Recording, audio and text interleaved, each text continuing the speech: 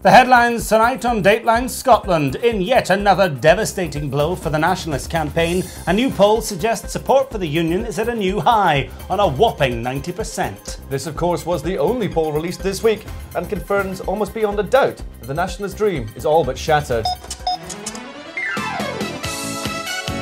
Are you ready to go shopping? The price of an average weekly shop will be more expensive than anyone can possibly imagine. Fact. Briony Laing gets her hands dirty in the murky world of the ordinary supermarket shopper. And there's embarrassment at Balmoral following the Prime Minister's wardrobe malfunction, which caused the Queen to cancel a full day's worth of planned events. If all the other news outlets suddenly stopped, due maybe to power failure or just negligence, that would still be okay. Because this is, was and always will be Dateline Scotland.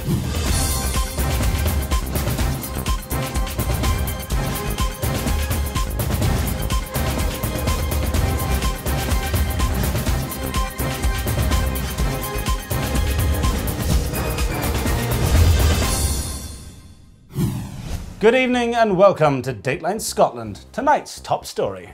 The Yes campaign were left reeling this week following their drubbing in the latest Better Together poll, conducted via show of hands at Blair McDougall's house. The survey revealed that 90% of the 8 dinner guests polled were opposed to Alex Salmond's nationalist agenda, leaving out, of course, undecideds and family pets. Although buoyed by these results, the No campaign insist they are not complacent. Indeed, Chancellor George Osborne said at the weekend that the UK government were keen to offer Scotland even more powers in what he described as a calculated and timely bribe for voting no. So you will see in the next few days a plan of action to give more powers to Scotland. In a statement released by Whitehall officials earlier today, we can reveal that the proposed powers following a no vote may include flight, Wolverine-style healing factor, X-ray vision, whatever it is that Shazam does, and something to do with housing benefit. Now, if you need a toilet or want to make a cup of tea, now might be a very good time, because we're going to go over to James. Sorry, what was that, Jack? I never listen to anything you say. You never do, James? No, Jack, I never do. Joining me now to discuss this story further from our Tyne studio is Better Together's chief strategist, the inimitable, the indefensible George Deary. Thank you for coming on, George. I know you're a very busy man. This new poll, what do you make of it? Oh, how dare you say I'm not as Scottish as the next man? I mean, I find it offensive. I'm offended that just because I support the Union, that somehow I'm not as patriotic as the George, separatists. with all due respect, I didn't mention anything about how Scottish you are. I was talking about this new poll.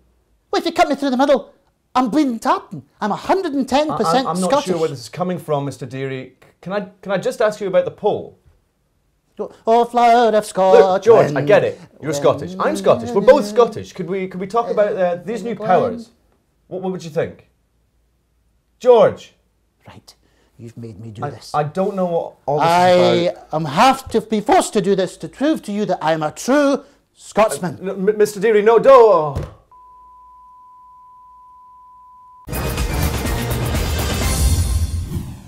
Going for the back of beyond. Nothing's going to stop you. There's nothing that strong. So close now, you're nearly at the brink. So push it. Welcome to Dateline Scotland. Follow us on Twitter or tweet us on Twitter at Dateline Scot, and our website is www.datelinescotland.com. You will be lucky though. From every corner of the Better Together HQ, there have been cries, what will our weekly shop cost after independence? We thought it only fair to send out a consumer affairs correspondent, Briony Laing, to find out more. There's been a lot of talk this week about the supermarket price hikes, which are certain to affect an independent Scotland. The Better Together campaign have focused on Tesco, but we thought it would make more sense to look at how the price hikes would affect the average no voter. Here's a completely random everyday shopping basket from your average no voter. This bottle of average champagne could cost up to £48. This serving of ordinary everyday beluga caviar could set you back anything up to £117.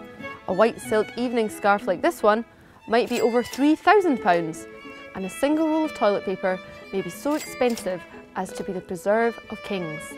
All of this, of course, comes with the caveat that we definitely won't be able to use the pound, but these sorts of price hikes would put a dent in even the most humble offshore savings accounts. Briony Laing for Dateline Scotland, amongst the little people. And finally, the Queen is said to be recovering today after a morning shock during the Prime Minister's annual Balmoral visit.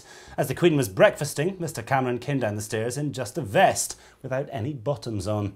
Number 10 initially refused to comment, although have since released a statement saying that the PM was double-dared by the Duke of Edinburgh. the Duke of Edinburgh's office have denied this. Hang on, he was wearing nothing on his bottom half, like not even his pants or anything. That's what the news says.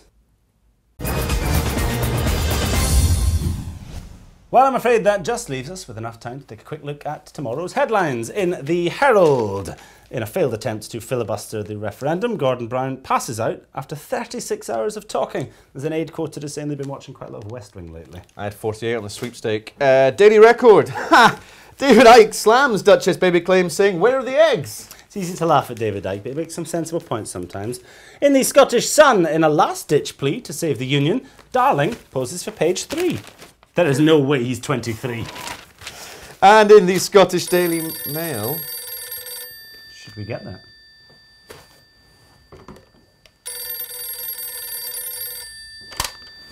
Dateline Scotland news desk. Yes, Commissioner? Straight away, you say? Well, looks like we are needed elsewhere. So until next time, which will be our very last show, on behalf of everyone here at Dateline Scotland, thank you for joining us and have a very pleasant evening. Good night.